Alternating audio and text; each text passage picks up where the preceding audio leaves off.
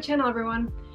Today I want to talk about grounding. I think grounding is such an important part of spirituality and connecting with ourselves. I think it's super important that each and every one of us somehow incorporate some type of grounding technique into our lives. Everyday lives, like something that you can do easily, even if it's 5 minutes in the morning, even if it's 10 minutes at night, something that you can make a routine in a way, I guess, and connect with and feel like it brings you back down, because it is so easy to get bogged down by life, like jobs and kids and running errands. There's so much going on in each and every one of our lives that it's important that we stop and really listen to ourselves, listen to what's going on, and just ground. And I'm going to share with you guys just a few of my tips for groundings. Very simple things that anyone can incorporate into their life in their own way. So let's get into it.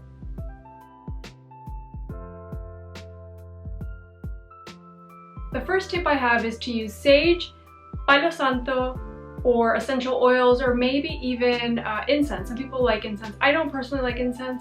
I do love palo santo and essential oils. I have an essential oil diffuser. I love lavender oil, and I try to diffuse that at night or when I'm feeling a little bit anxious. I also have a spray bottle that I use, and I basically just put some water and some drops of lavender oil, so I'll spray that on myself at night or when I'm feeling a little like flustered, and that kind of just calms me down. I breathe it in, I put it on my neck, on my palms, and it just instantly makes me feel like I can breathe. But any of these things, whatever you feel called to, some of this stuff you might have at your home and you don't have to go out and buy anything. Sage is quite overpowering, especially it gets very smoky in the house, and you do have to take some things into consideration when you're smudging your house.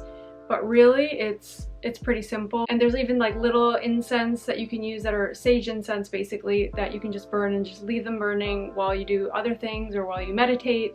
And it makes it much easier, because with sage you kind of have to be like turning it on constantly and then burning it around the house. I find it quite grounding, sage, like especially if I'm going to do a reading, an Akashic Records reading or anything like that, and I burn it, like just the smell of it just instantly makes me feel grounded.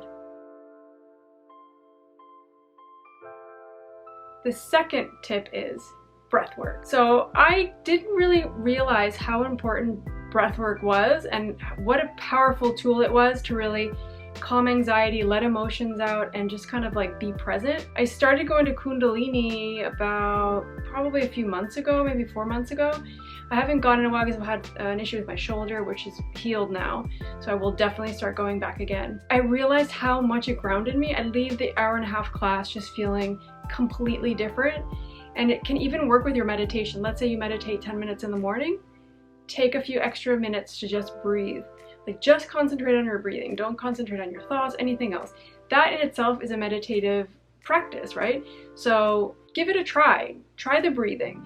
Concentrating on breathing, taking deep breaths in and out, in through the nose and out through the mouth, and just see how you feel. Or even sometimes I find myself when I'm at work and I feel like overwhelmed and really stressed, I will just stop and just breathe and just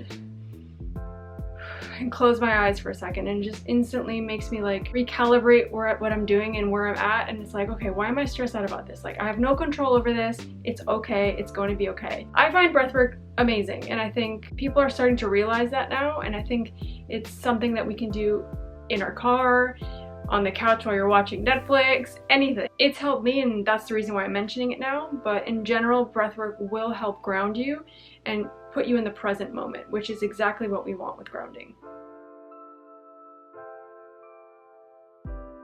If we only were outside more, we would constantly feel grounded. We wouldn't have to worry about sitting too long in front of a computer or scrolling on our phones for too long or feeling kind of anxious or worried. I seriously believe that nature is medicine. So get out, go for a 10-minute walk. You don't have to necessarily be barefoot. You know, many of you might live in the city or in a cold climate. So just go out for a walk.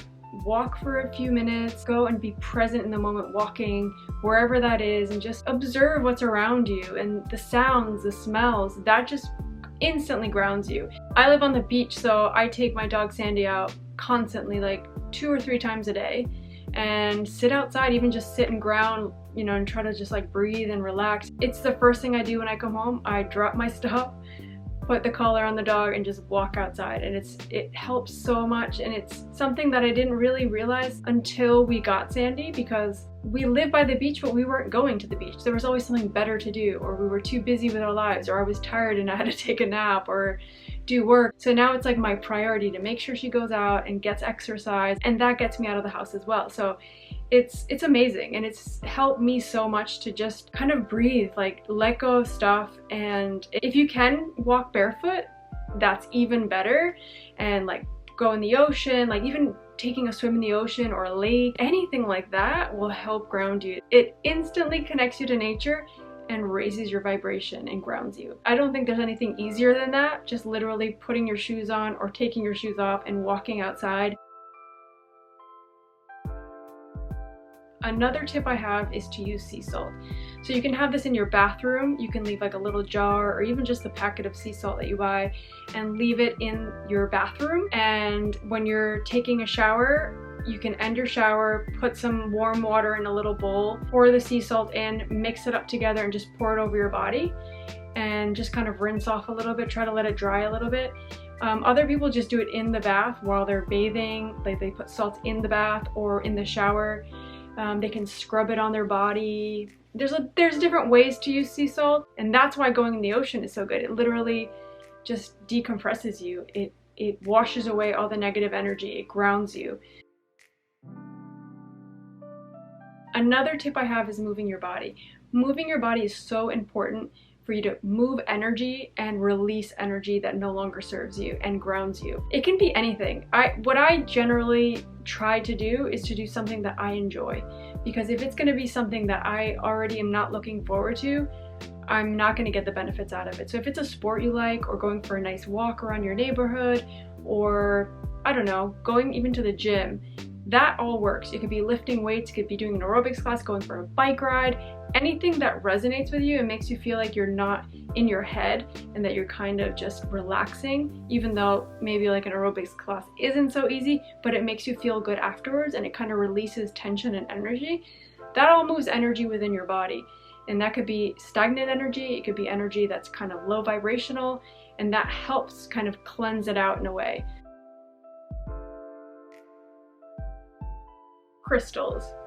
So I've just started getting into crystals maybe like a year ago, and I was a little bit kind of like nervous because like, what crystal do I pick? What do I need?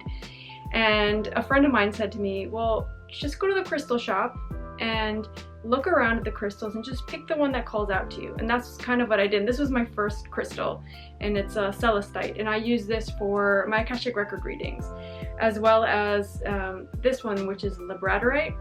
And these really help channel energy, help channel messages through, but you can get like rose quartz, you can get amethyst. I have an amethyst up there as well.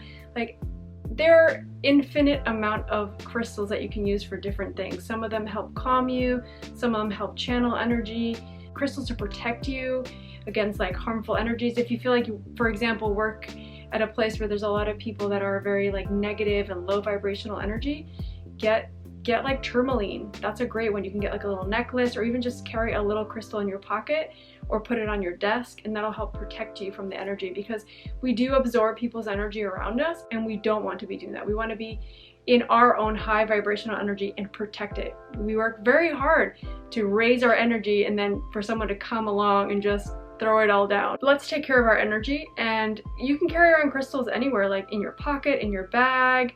I know people that carry it in their wallet. Like, there's so many different ways you can work with crystals. There's necklaces, bracelets. It's really infinite, the possibilities with crystals. Sorry about that, guys. The battery died and I got cut off. So I'm just gonna say bye here, and thanks for tuning in. I really appreciate your support. Please subscribe to my channel and like the video if you enjoyed the content, and I'll see you guys all in the next video. Bye.